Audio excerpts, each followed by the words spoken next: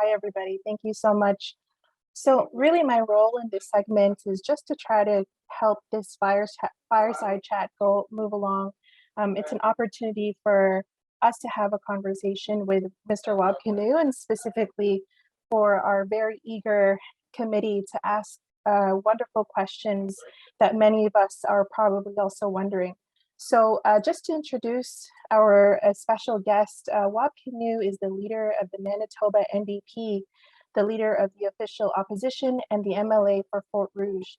He is the author of the national best-selling memoir, The Reason You Walk, and a children's book titled Go Show the World, the celebration of Indigenous heroes.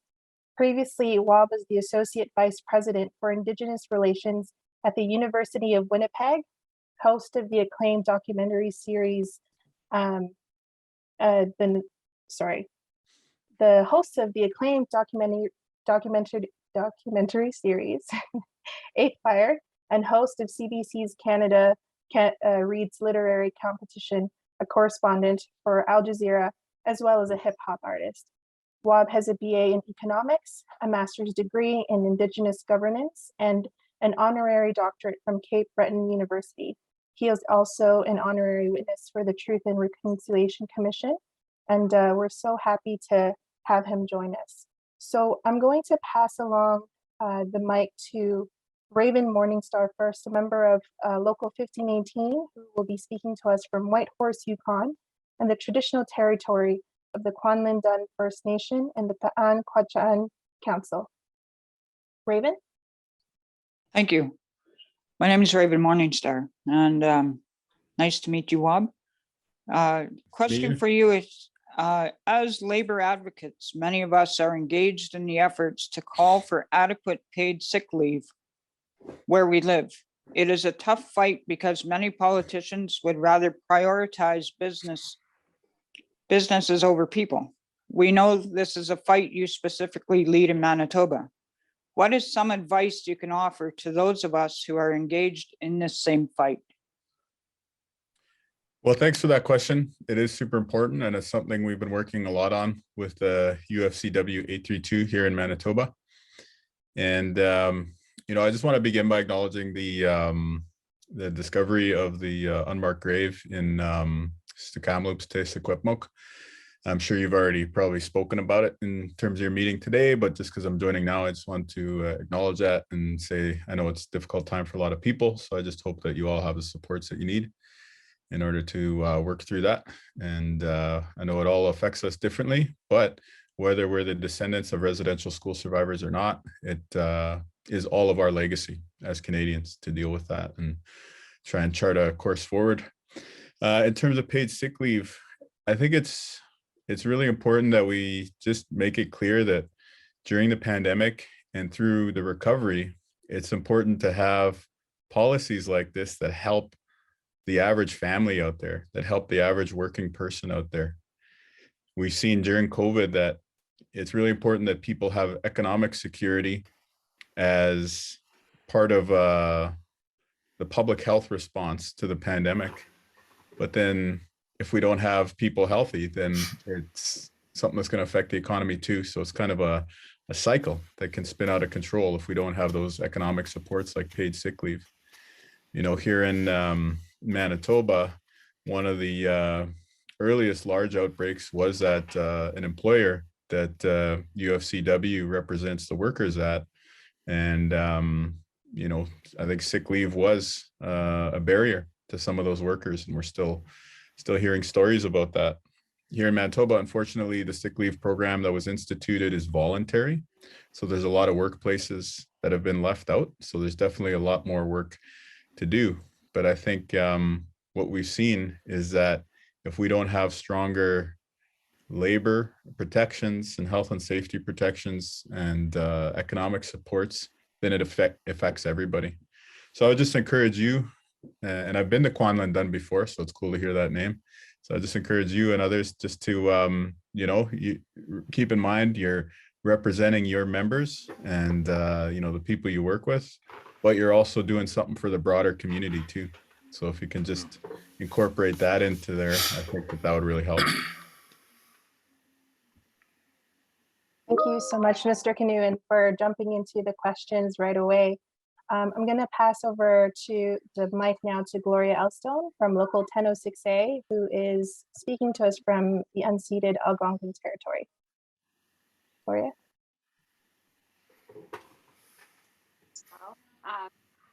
So many of us here are already engaged in activism within our own community.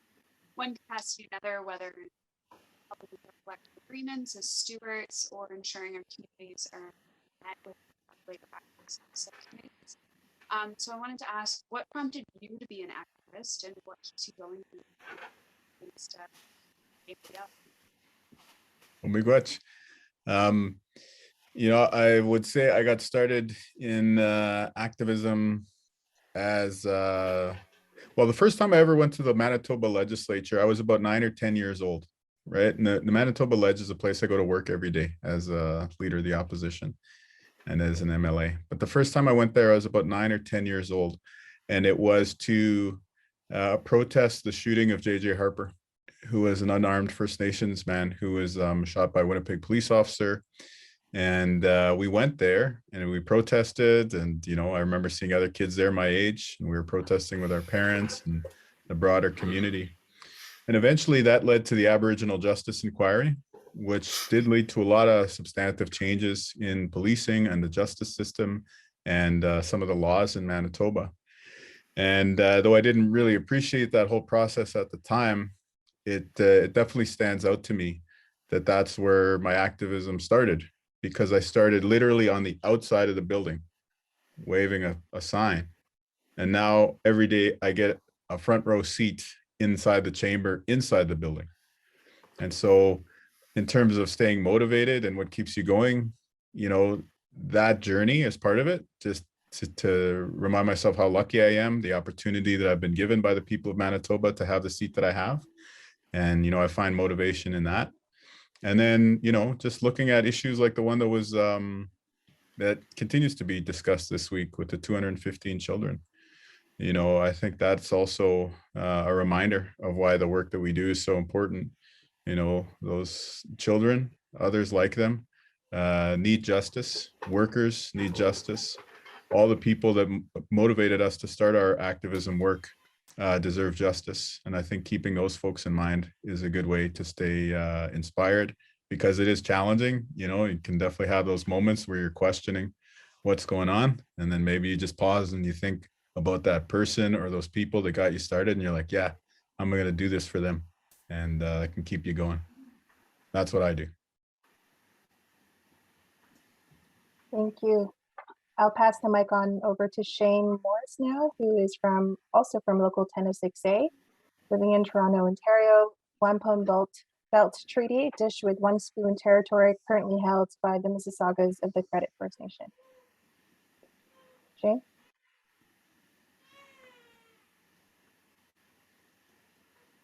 Hello, Wab, how are you? My question I pose to you is, in an inevitable post-COVID recovery, is top of the mind for many activists, organizations, and many of us in our community advocating for those who have been disproportionately impacted by the virus. What does your vision for an equitable recovery look like, and how can we, as union activists, support those calls? Well, I think it's a super important question, because one of the things we saw right away in the pandemic and throughout is that some folks could stay home and receive an income through their work and keep working, but a lot of folks had to keep going to work in person, and they couldn't work remotely. And UFCW represents a lot of those folks, especially here in Manitoba. UFCW represents a lot of essential workers, whether it's retail, grocery store workers, whether it's people in food manufacturing, whether it's security guards, so on down the list. Those folks have been going to work every day throughout the pandemic. And so, I think there's going to be a lot coming out of the pandemic that's going to target those workers. Here in Manitoba, we're seeing a lot of anti-labor legislation. We got something called Bill 16 that's trying to weaken labor law, make it easier to fire people when they're on strike, bury unions in red tape, make a lot of nasty changes. And I'm sure other governments like the Ford government or the, Kenny government are probably going to move in a similar direction if they're not already. And that to me is why unions are so important. And that's why UFCW is so important, is because you are the voice for the people who need it now more than ever to push back against that harmful legislation. But also because we know in terms of an economic recovery, we want it to be fair. And if there's no one standing up, like say a UFCW, demanding that we have a recovery that includes lots of jobs with good wages, then what's going to happen is what we always see happen. The economic recovery is going to go to the people at the top. It's going to go to the big banks. It's going to go to the very wealthy people. But, that's why we need a strong labor movement in Canada and in Manitoba, is so that we have someone that's fighting for the average working person, the average person who still has to go to work each and every day. And so to me, strengthening labor laws, the fight for a living wage, the fight for people in the care economy, whether that's long-term care or childcare, et cetera, that those folks get a living wage and they have decent working conditions. That's going to help the economic recovery. Plus, it's going to help our whole society. So I think that's where, for me, the question of economic justice is always top of mind. And I think that the fight for a living wage is one of those key battlegrounds that we have to achieve victory on. Thank you, Wab. Miigwech. Miigwech, Kagan. Thank you too. Thank you. Next, we have Angela Fiddler, from Local 401, who is actually in Treaty 8 right now because of work, but she is actually from Treaty 6 territory. Angela? Hi, Wab. Thank you for joining us today.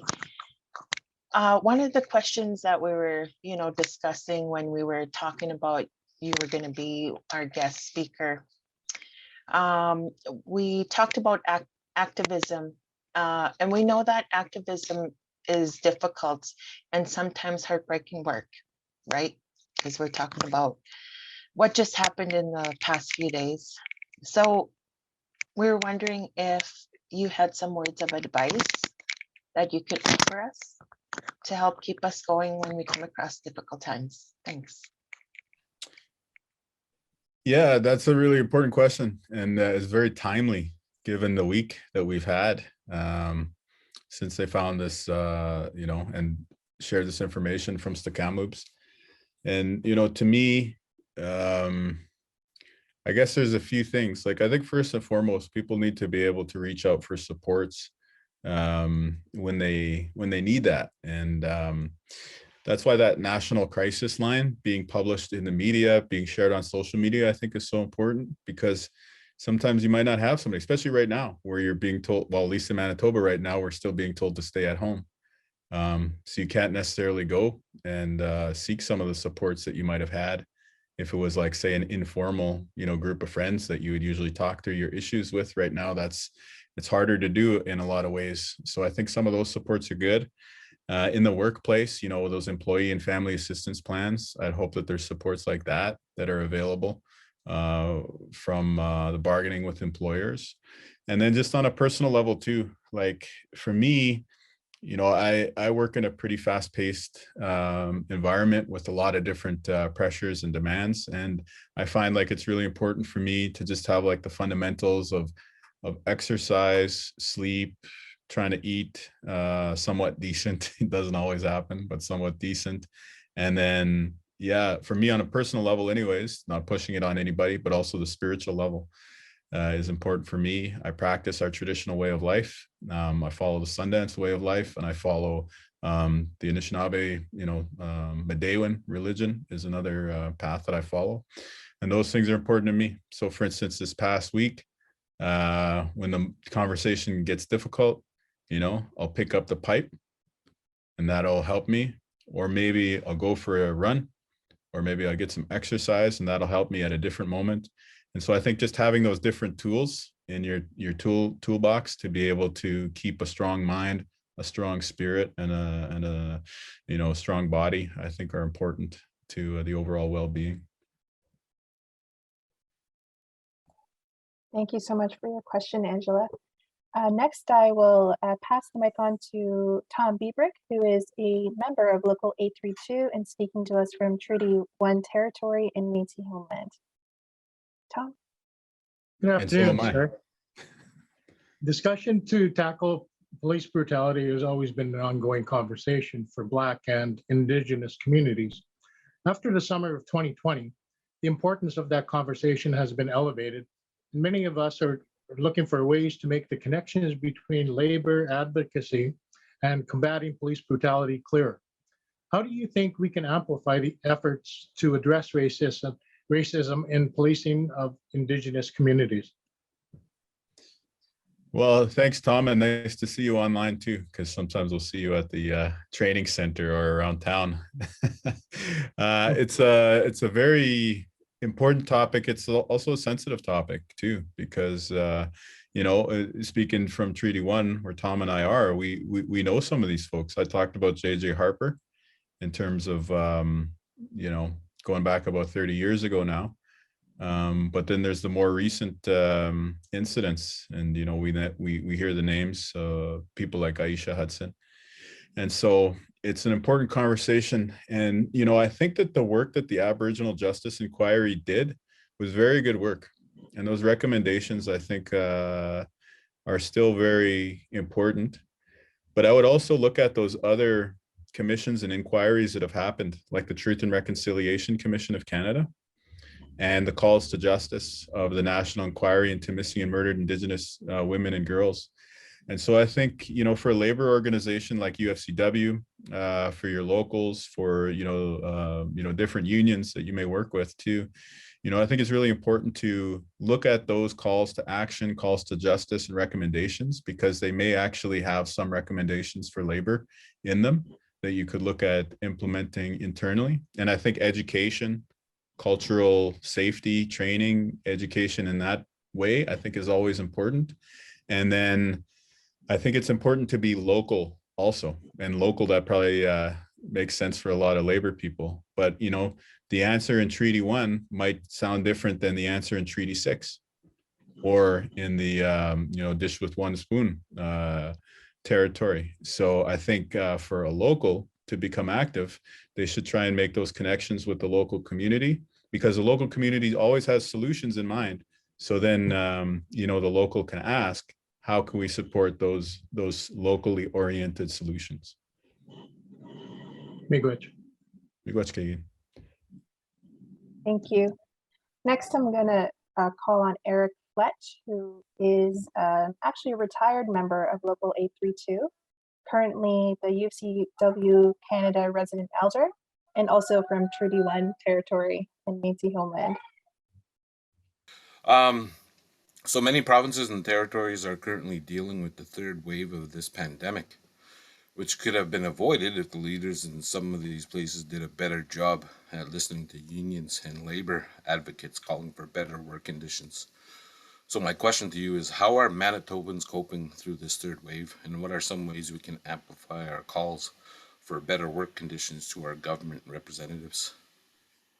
Yeah, I think that's a very important question. Manitoba, unfortunately, is the COVID hotspot in North America now.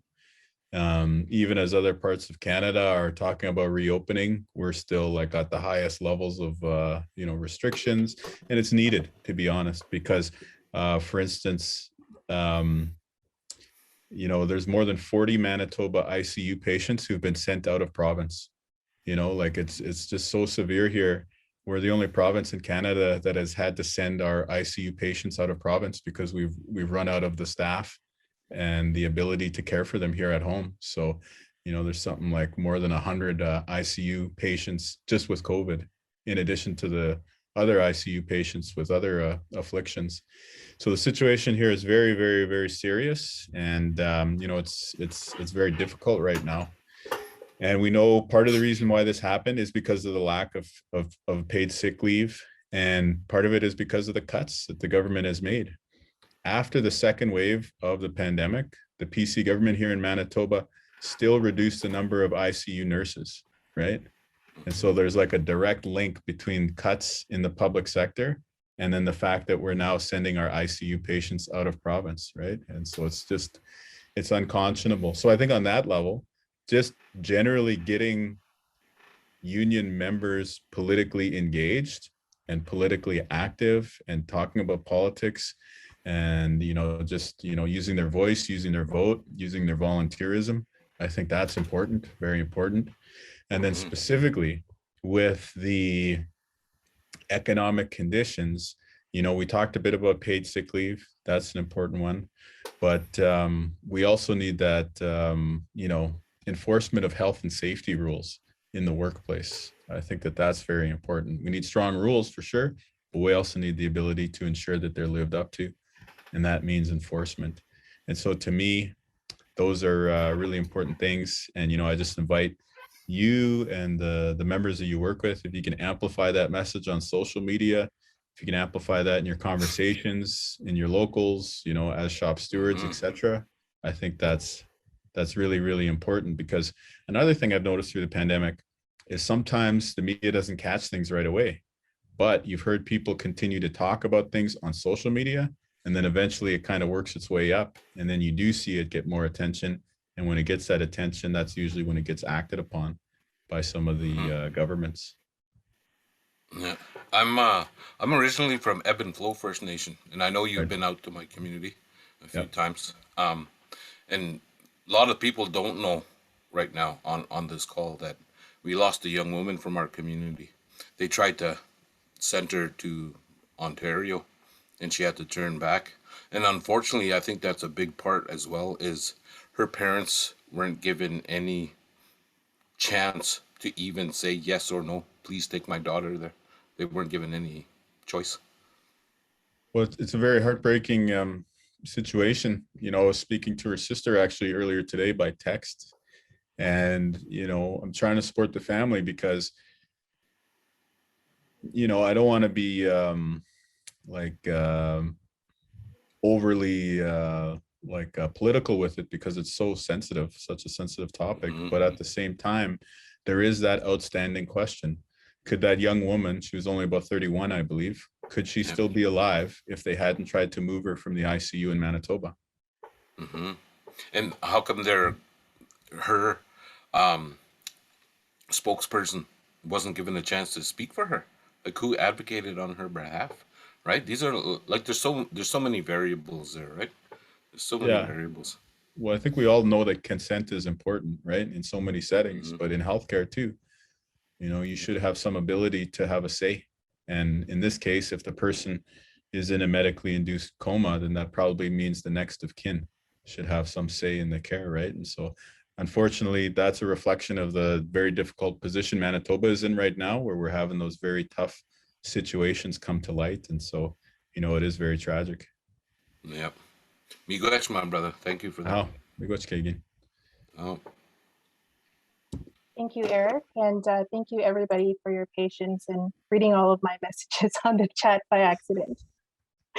Next, I will pass it on over to, last but not least, Ron Klassen, who is a member of Local 401 from the traditional territory of the Blackfoot people and Métis Nation Region 3. Thank you.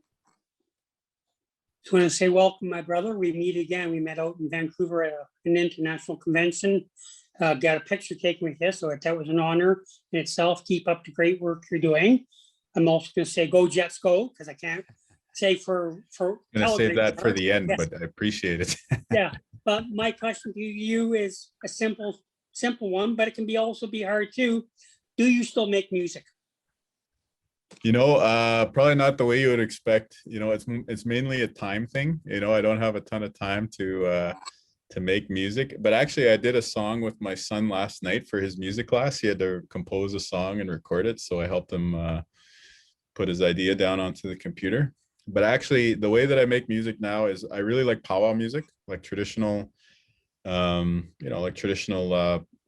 songs. And so I compose some of those songs, whether it's a round dance song or whether it's a straight song, as they're called. So I like to compose music like that. And the reason why is because I might be able to do that just while I'm driving around or going for a walk, but I don't have a ton of the time that I used to when I used to create music, like hip hop music and stuff like that. But I definitely still love music. you know, everything, hip hop, country, powwow, you know, you name it. Okay, thank you, my brother, and Miigwech. Keep up the great work. Yeah, no, I appreciate that. And yeah, you invited it, so here it is. Go Jets, go. Great. Thank you. Yeah. Thank you so much, everyone. I'll pass it on over to Emma now so that I don't make any more of our conversations public on our chat. Emma? Hello, no problem, Zenny. Thank you, Wab Kinew, Zenny, subcommittee members for leading this important conversation today. I have to say, Wab Kinew, I've owned your book over numerous years and I've read it over the past couple weeks again. And it's a beautiful work. I really, really hope that you make, you know, a sequel in all your free time, right? But thank you for inviting us to that chapter of your life. And we're grateful for the commitment that you've made to spend time with us today. We do have one question from the audience. So if at this point I can ask Sarah Neat to unmute and ask their question, that's okay.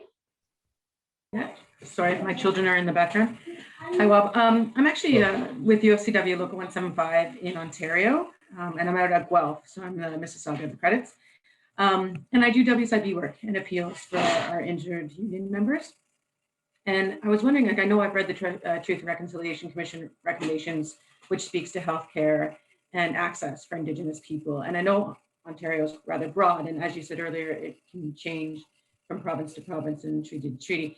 Is there anything that we can do personally or as a local to help close the gap in the healthcare outcomes or assist or contribute to Aboriginal healing centers? Yeah, no, I think that's a super important question. There are a lot of good organizations in Ontario, you know, Southern Ontario in particular, that are doing a lot of good work with health, Anishinaabe Health as one example. But I think that if you were looking to do something in terms of addressing the gaps, to me, the First Nations Child and Family Caring Society, which is Cindy Blackstock's organization. I'm seeing head nods, so I'm guessing you're familiar and some of your colleagues are familiar.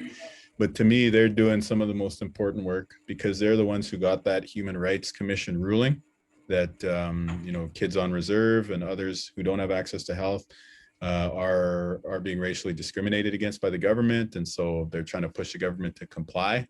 They're the ones who are pushing Jordan's Principle. Jordan's Principle is all about ensuring that we have equal access to healthcare across the country. So whatever you can do to support Cindy Blackstock and that organization, I think is super important at the national level. And then, yeah, the local leaders, local communities, you know, who are able to, you know, in your region, whether they're Anishinaabe or whether they're Kanien'kehá:ka, you know, if they're able to, you know, collaborate with you and identify some of their priorities, I think that's a good way to go too. Thanks so much. Yeah, and good luck. Thank you so much, Miigwech. Any parting words, Wab Kinew? Thank you so much for doing the response and questions so quickly today. We know that time was condensed.